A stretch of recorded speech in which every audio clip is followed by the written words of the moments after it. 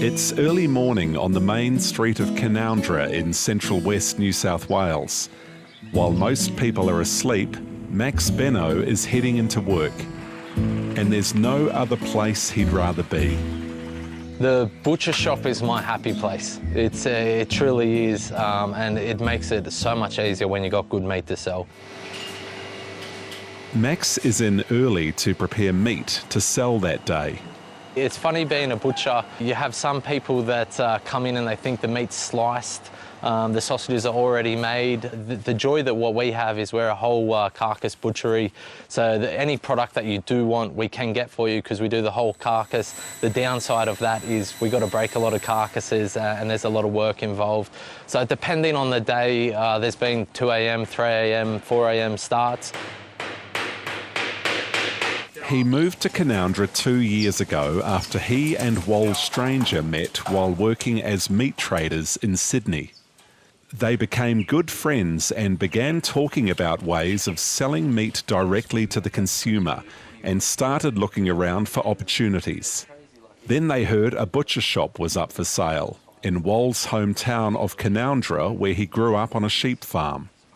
You know, after meeting Max, we thought it was quite a unique combo. We had the fact that, you know, I was quite across the producer side of things, and Max is a fully qualified butcher with over 20 years of experience. So we thought, well, you know, why don't we put that together, and then, you know, with the little bit of experience that we've gotten on the sort of distribution side, and then, you know, throw online into that, we just thought, you know, we could really integrate the butcher shop and our Minaroo lamb and put it on the plates of our customers, you know, direct from business to customer.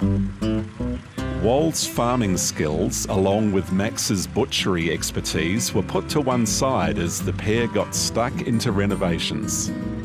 So the butchery, of course, had been there 40 years before us in there, and by no means it was not operational. They were operating in the butcher shop.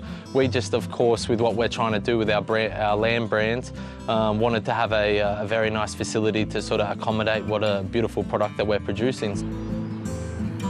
After months of work, they opened their doors, and the response from the local community has been overwhelming.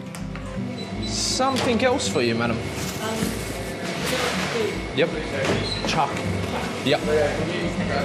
When young kids come in and they all they want to do is get their thin sausages for their dinner, or as I've said in the past, is some farmers, they might have been on the farm the whole day by themselves and they're seeing beautiful lambs and they want to talk about the frost or the rain or whatever a farmer's got to say on the day. They can come in and have a bit of a chat with us, and for us it's a lovely experience that we're not in a hustling, bustling city, and we can afford to have the time and come into the shop and really enjoy the experience.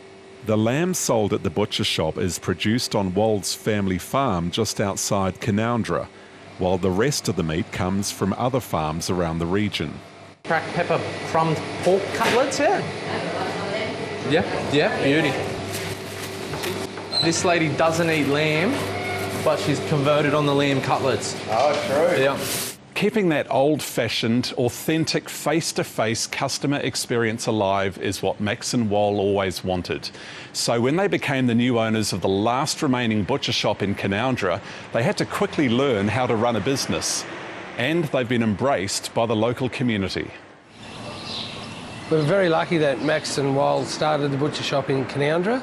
With that, they've started to work on Saturday afternoons and work on Sundays, which has seen a large increase in people travelling to Canowindra to have a cup of coffee and to buy some meat. Running the butcher shop has meant Wal's been able to return home to the farm and the town he grew up in.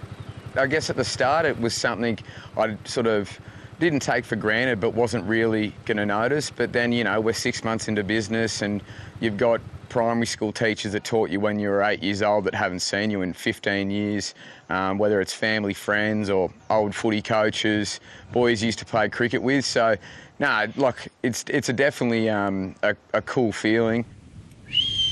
Wal's dad, Sam, is thrilled to have his son return home and to see what they've been able to achieve.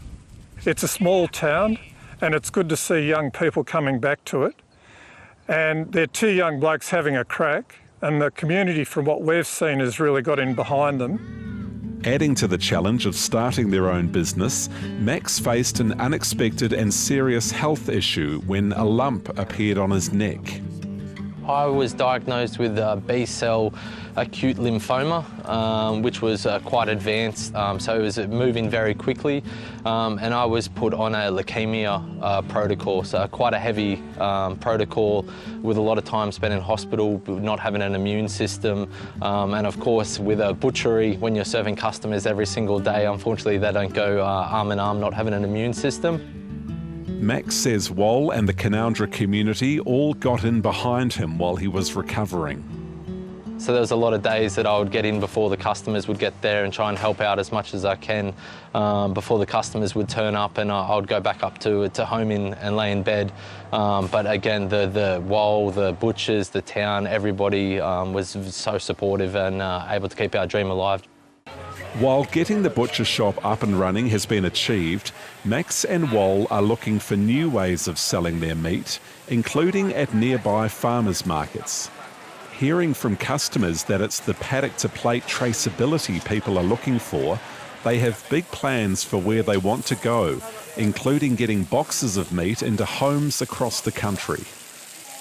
We've been quite overwhelmed and excited how positive that feedback has been.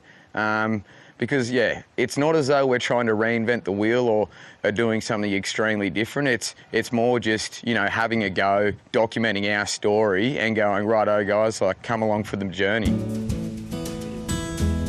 While it's still early days for these two mates with plenty of big ideas, they're having a go, living the dream in the country.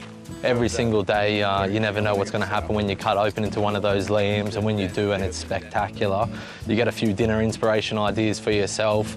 But the idea of being able to be in the butcher shop and being out here on the farm it's a lot better than being stuck in front of a computer tapping on the keyboard all day long.